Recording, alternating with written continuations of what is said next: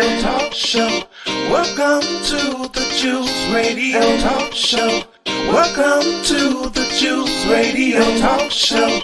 Welcome to the Juice Radio Talk Show. Reality TV's church reviews. Let's talk happy love and marriage lifestyle. Come and talk with us. Come and share with us. Come and laugh with us. Come on and pray with us. Regina Clovis, special guest. You should be following your lead. Bless. Subscribe on YouTube. Listen on podcasts. We live on IG and Facebook. This episode is sponsored by TruthAndTriumph Ministries. Everyone, and welcome to Money Monday. I am your host, Executive Pastor Tawana Grant, and today we are closing out on a fabulous series we've been on, which is Mastering Financial Agility. How do we have strategies to stabilize and to grow our business? So we want to thank every one of you who have been joining us on this journey of this new series. And we want to encourage you to continue to like and share here on the Juice Radio and Talk Show. We're on YouTube. Go on to our YouTube channel. Make sure you click the bell and that you make sure that you subscribe, and then join us every Monday for Money Monday at 12 noon for your lunchtime learning. And then also join us on Facebook. You can also like and share there. So we're so excited that this is another opportunity that we have to share the information that can help you grow in your ministry, help you grow in your business. If you're an entrepreneur, innovator, you are a consultant, you're operating in a business capacity where you're not just doing the work, but you're also facilitating with others. We want to help you grow in those capacities. And so this week, again, we are closing out on a series that we've been discussing, which is becoming agile. You hear that a lot in a lot of projects that we work in. And what is that? That is the ability to make quick maneuvers, the ability to navigate quickly so that whatever is happening, whatever changing marketplace, whatever is changing in our policies or procedures, you have had the foresight to make sure that you are aware and that you can move with quickness and agility. So that's really what we want to do. We want to close it out because preparation isn't just a necessity. Being prepared, what we've been talking about the last couple of weeks, is not just a necessity. It is a tool that is going to set you up for success this year. Again, we're going to have a lot of fluidity in our policies, in our procedures, and we want to make sure that you are thinking ahead. We want to be proactive, not reactive. We want to be in such a posture that when things happen, we have already considered that and we are ready to move and engage on it. So we want to encourage you today that even as we walk through additional dialogue, we may even cover some things that we've talked about before as a repeat as we close out on this particular series. We want to encourage you through talking about some of today's biggest headlines, what's happening in the news. Of course, the newly announced trade tariffs by our President Trump set to take effect on April the 2nd. So we are closing out the month of March. We are going into a new month. And so we want to be prepared and go into it with a good outlook. I want to make sure that you don't have trepidation. You know, there's a lot of anxiety and a lot of fear that is happening now. But to the prepared leader, to the prepared business owner, you can sit in a posture of confidence because you know you are monitoring and managing your business, because you know who is in control, because you know what is yet to come ahead, but you have solidified and gained assurance in the things that you do know today. And then we also know that we have the ability to navigate. That's what we've been talking about, being fluid, being able to have enough information so that whatever happened, you can move and pivot to the next one. Thank you for joining us, Lady Vargo. Thank you for those who are coming online because we want to make sure that you are gleaning from the information and that it is a help to you. So even as he makes shifts and announcements coming up on April the 2nd. These changes are certainly going to shift and change the dynamics of the marketplace. It's going to have impacts and implications for your business, even for you if you're having a nonprofit business, if you have your ministry. You want to make sure that you are aware of these things that are coming up so that you can swiftly move and swiftly be engaged so that you can ensure that you mitigate as much of a negative impact but you capitalize on all of the positive. How many know that when things are happening, there is always some negative and some positive to it, but you want to make sure that you are capitalizing on where you can advance, capitalizing on where you can gain more profit, capitalizing on where you can move forward. And so that is very important. And the only way you can do that is that you are gleaning the information and you are setting yourself prepared to make a shift, make a quick shift. And so what's happening out in the marketplace? The stock market did decline. The S&P dropped by 0.08%, and the NASDAQ composite is down by 1.9% as investors react to an impending tariff. Again, people are holding fast. People are not doing as much as they normally do. People are contrasting. They're bringing in, they're holding still until they see what is going to happen in these new policies that are about to be presented. The trade tariff impact, a 20% reciprocal tariff on imports is expected, and as a result, it will likely raise their costs across industries, especially in technology and manufacturing, in retail. And that is because a lot of those equipment and services, they're produced offshore. And so when things are coming in offshore and tariffs are going high, then that expense is therefore then translated over to those the consumer who are buying. So you want to make sure that you're prepared when it comes to that. Good afternoon, Ollie. Glad to have you with us. Business response. So companies like Williams-Sonoma are shifting production, while major retailers like Costco are negotiating supplier contracts. We talked about that before, even for you, even in your business, that this is the time where you can shift your production. We said if you're heavy loaded offshore, you want to look at diversified. So some of these companies are already doing it. In rising inflation. So inflation concerns. Goldman Sachs warns of a lower GDP 1.5 and rising inflation 3.5, which could impact consumer spending and donation-based organizations. So when people's money contrasting is becoming slower to receive, therefore it's slower to be distributed out. They start buying in a necessity framework versus luxury. And so we talked about that before. How can I now shift my mindset in the businesses that I own in a way that they become a necessity, that somebody needs it? And so as we're headed into this type of change in our economic climate, you need to see, how do I now in turn, again, agility in business, how do I now in turn agile, meaning pivot, meaning make a quick response or navigate into other lanes? I've seen, so know this, we went through the COVID, where people had a significant loss in change in businesses. But guess what? There's still businesses that thrive. There were businesses who grew out of that, right? Mask wasn't a big thing until COVID hit. And then people launched right on top of it. They jumped on it and they took advantage of it. What about even the market in home delivery? There was a time, if you were like me, I was not doing Instacart or Uber or Uber Eats and things of that nature to that degree. But COVID brought about another opportunity for a different channel, a different way, so that they were still able to produce and even increase. Look at Amazon. Look at those who went into the distribution place where they were now able to make advantage of the opportunities that consumers wanted. And so that's what we need to do. We need to look at how can we recession-proof ourselves, right? Because the indicators, and we talked about this in former sessions, and that's a good question, Lady Virgo. In former sessions, we said, look at the key indicators, our GDP, look at inflation. And so as they are rising a little bit, while they are incrementally warning of a slower, right? And they're slowing down in spending, right? Rising inflation is slow, but we want to make sure that we are managing our business in such a way that we become recession-proof. That was one of our earlier sessions. How do I recession-proof my business?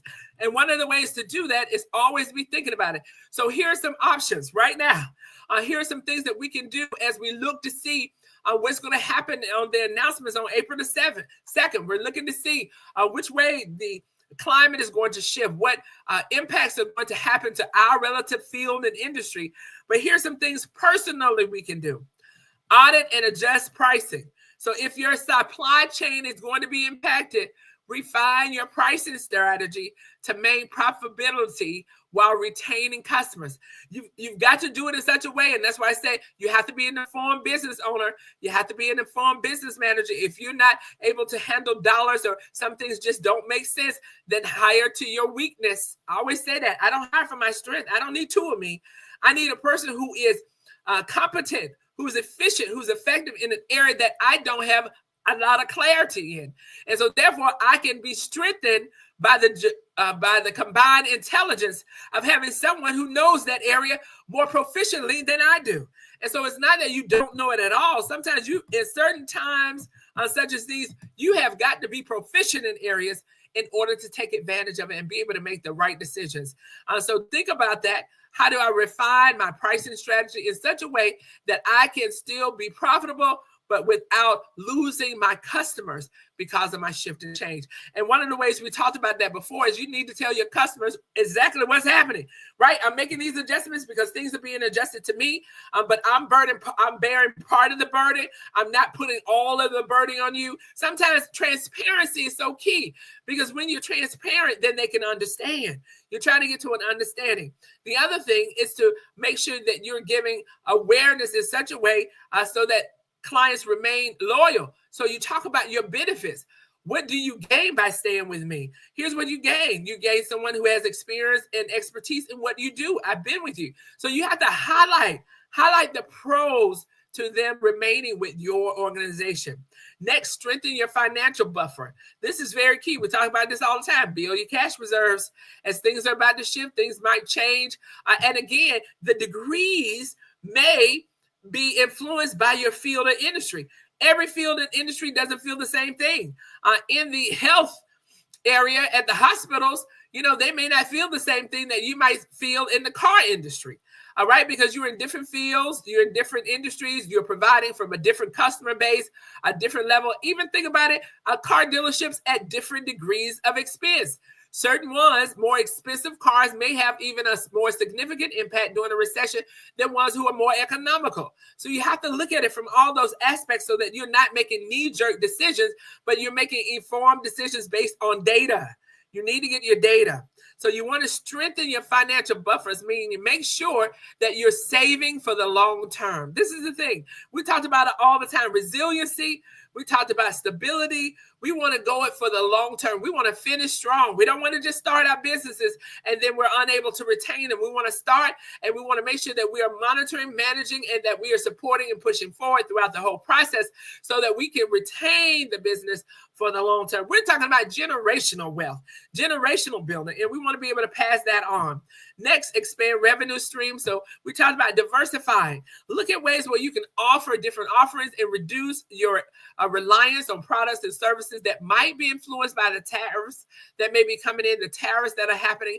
How can I reduce my exposure so that while it may be influencing, I'm not so impacted, right? So you want to make sure that you're looking at it from that perspective. How can I operate in such a way? And I've used this example many times. The donut hole. The donut hole came from the leftover donut dough.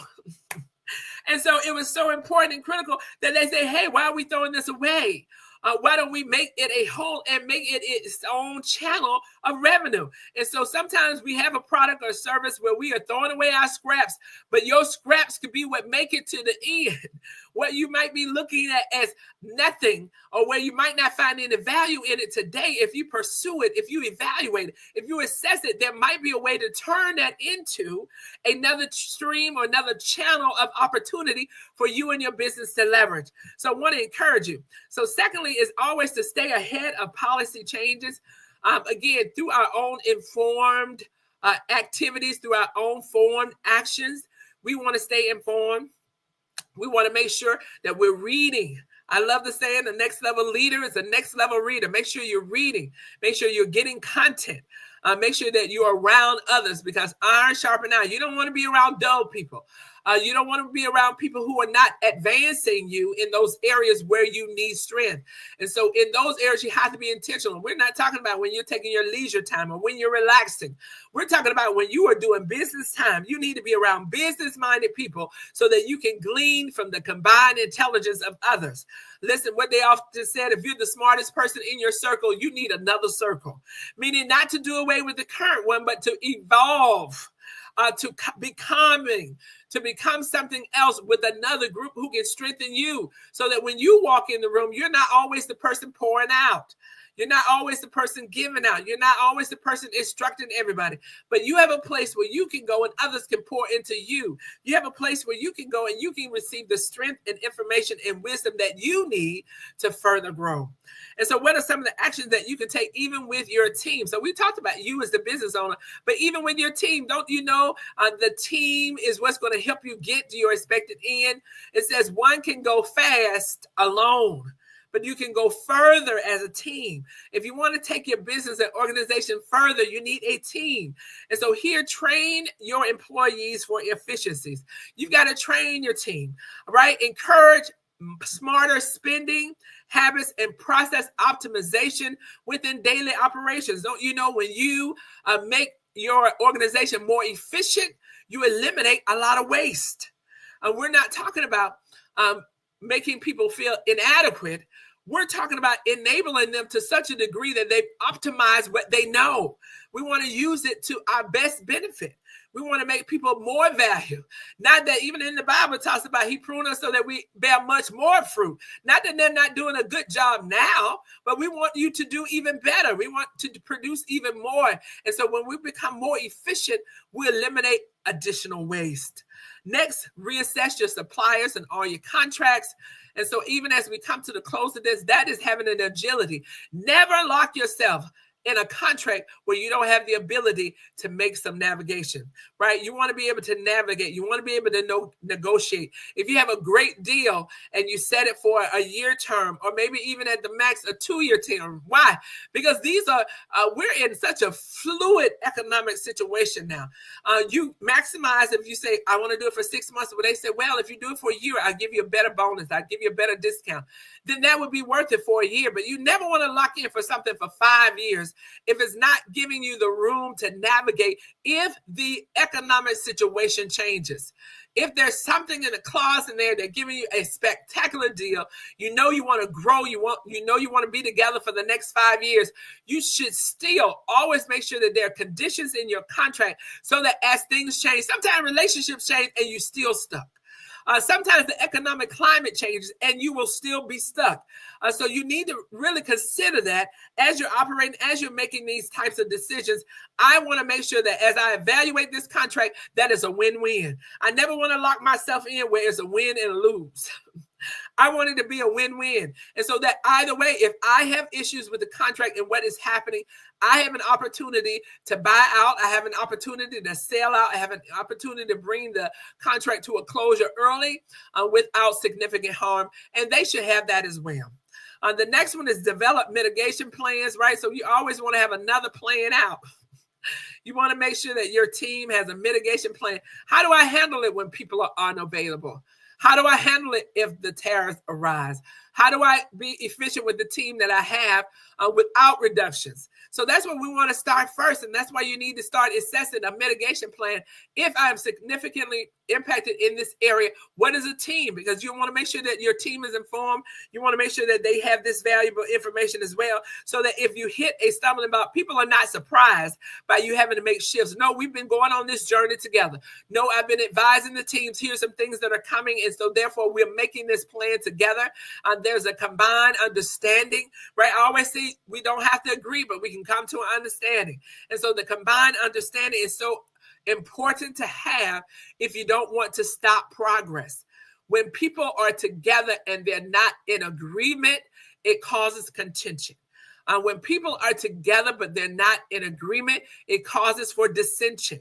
And so even as you operate, as you look at your team, how can we operate in such a capacity that while we may not agree on how to do things, while we may not agree all the way on the steps or decisions that are finally taken, we have an agreement that our goal remains the same. Our goal is that we're going forward.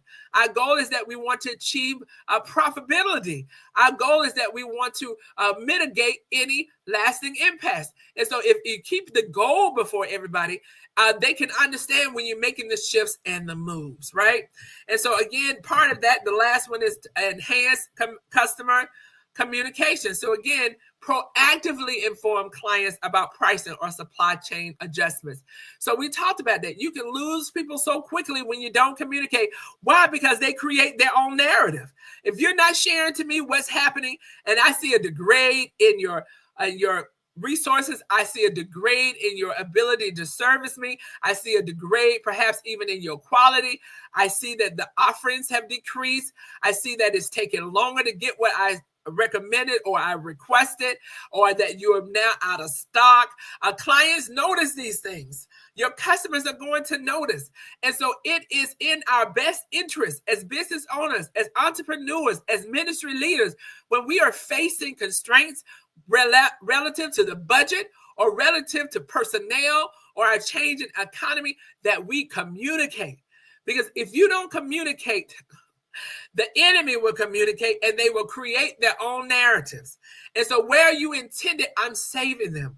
Where you intended, I'm keeping them from wearing all the pressure or the weight. There is a level of transparency that is necessary in order to keep unity. All right, I'm going to say that again. You need to write that down. There is a level of transparency that is necessary in order to create and maintain unity. And so we recognize that there's some things, of course, that are private or only given to certain levels who can handle that type of confidentiality and moves that we make. Is not privy to everyone, but there's some level of transparency and awareness that is necessary to keep everybody moving in the same direction for the goals. And so ministry leaders, what are some things that we could be doing? Because I operate in a lot of vocations. I'm a ministry leader. I'm an entrepreneur. I work in the corporate marketplace as a senior vice president, so I lead other teams and lead other leaders. I work in nonprofits. We own business in that space. I own family-owned business, so there are a lot of lanes and vocations that I operate in. But I know this, you choose how you show up in all of them. You cannot be a light bright in one space and dim everywhere else. It speaks to your character. It speaks to your integrity. It speaks to who you are. And so you want to be a bright light in all your spaces. Listen, you don't have to be anybody else when you show up in other spaces. You don't have to choose who you are today when you operate in your lane every day. When you are who you are, where you go, whether you're on the job, whether you're in ministry, where you're operating in the capacity of a business owner, where you're operating in the capacity of the speaker, you show up. Listen, I love the saying I heard. We borrow titles, but we retain our character. So I've had a multiplicity of titles and roles that you will have, even in your own organization. There are times when you started it off and you were the business. And then there are times when you grow the business and you have other employees, and so now you are the manager. And then there's times when you're going to be the manager of managers. So people have to carry the word and the orders and the instructions and the goals and the mission and vision down to others. And so there's so many layers that it has to go through before it gets to the final person who's going to execute on some things. And so that's why I've learned you have to be very clear in your messaging, very clear in your delivery, so that when the message finally gets to the recipient who's going to be actually executing, that is still clear and it has the intentions that you had already committed to in the beginning. So as a ministry leader, some personal action, monitor giving trends. So again, you want to look at that with the giving shifts. It could impact your donations. It could impact our physical budgets. So you want to make sure that you're watching and managing that. Diversify fundraising strategy. So look at other ways, right? How people can give online. If you haven't moved or migrated to that capacity, sometimes people are unable to operate in the sanctuary or be in person. How we're allowing and feeding their faith from an online platform. You might want to spend some effort in that. How do I connect with outreach opportunities? I was just reaching out to one of our local councilmen, talking about something that we have coming up so that he can collaborate with us and we can partner in that. So how do you as a ministry partner with others for a shared vision so that you carry the load, right? Many Willing hands make work light. And then think about even optimizing your ministry expenses. Evaluate some of your operating costs, resources that are being used, and make sure that they're being used effectively. How am I delivering? How am I advocating? How am I issuing? How am I being a fiduciary on behalf of what is being given in? Because again, we're responsible. We're responsible in our organizations for the budgets. I have a multi-million-dollar budget with a lot of people, and so I'm responsible for that to my leaders, right? And so where you operate in ministry, you're responsible to God for what you are doing and to the fellowship. And so you have to be very responsible so that you're doing things judicious, that you're doing things with transparency, so that there's no concern about how things are managed. And so that's why, again, communication is so key, because it allows for an open dialogue, which then also gives a sense of confidence and trust. People are to look at us as leaders and have confidence and trust that the decisions we're making are in their best interest, right? And they do that because we've operated and we postured ourselves in that kind of capacity. All right, next. Engage with the community. So you would definitely want to make sure we strengthen our relationships as an individual, as a ministry. You want to make sure you're strengthening those relationships outside. I always say we are church outside of the four walls. So we're not just ministry on Sunday and Wednesday. We're ministry all week long. And so where are there opportunities so that we can combine with others and partner in such a way that we bring strength to the entire kingdom of God, not just our church fellowship, but how can I strengthen in other areas? You can do that. I've done that. Volunteering teaching, volunteering helping, volunteering ministry, volunteering strengthening. How can I help in such a capacity that I help the whole? I'm not trying to just do one. We're trying to help everybody, right? And so the next, again, what can we do for our team in ministry? So again, teach the team about financial stewardship, provide training and resources to help members navigate even in their individual economic change. We've done that a lot in our ministry, having financial seminars, having financial teaching, because it's so important. It's difficult to ask people to do something they haven't been taught or trained. And so as we teach them about being good stewards, we preach about it, we minister about it, we need to disciple it. We need to disciple about being a good steward over whatever God get us into our hands. And therefore, because we are a good steward, we're able to grow it. Launch economic support ministry. So there are opportunities where we do job support, right? Helping them with financial literacy, financial proficiency, workshops and series and conversations to mentor some small businesses. I do that personally, where you invest in others and helping them understand, listen, if you can help somebody glean information from what you've already learned, you have spared them some of the roadblocks and the speed bumps that you had to hit and some of the things that you had to learn through. You have advanced them quicker. You have them get there faster and maybe even further than you. My joy is when people go past me. I want you to do better than me. I want you to go past me. I want things to bloom and blossom in such a way that there is an increase for the kingdom.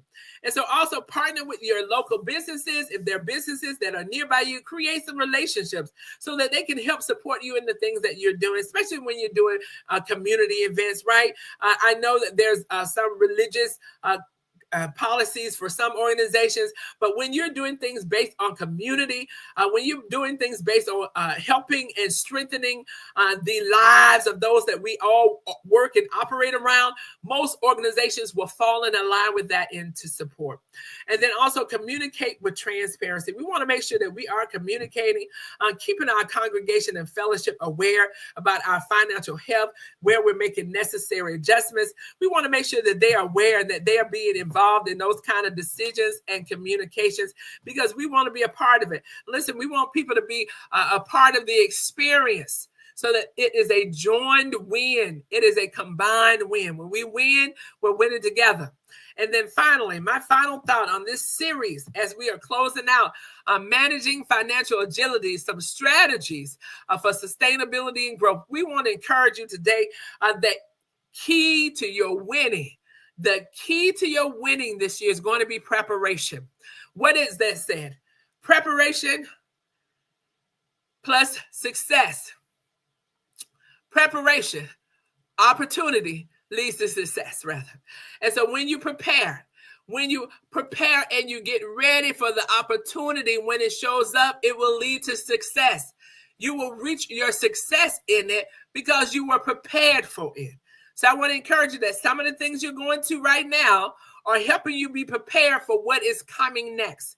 And so the conversations we've had over the last several weeks are just preparing you so that the business and ministries take proactive steps today to becoming strong for tomorrow. What we do today, hallelujah, is sometimes the sum total of what we prepared for yesterday.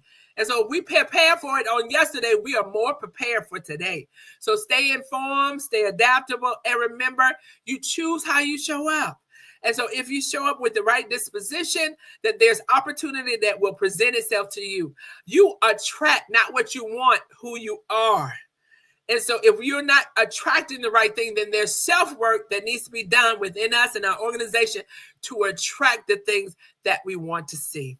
So that's it for today's Money Monday podcast. Until next time, keep building, keep preparing, and keep leading with wisdom. I'm Executive Pastor Tawana Grant. Thank you for joining us on today's episode of Money Monday.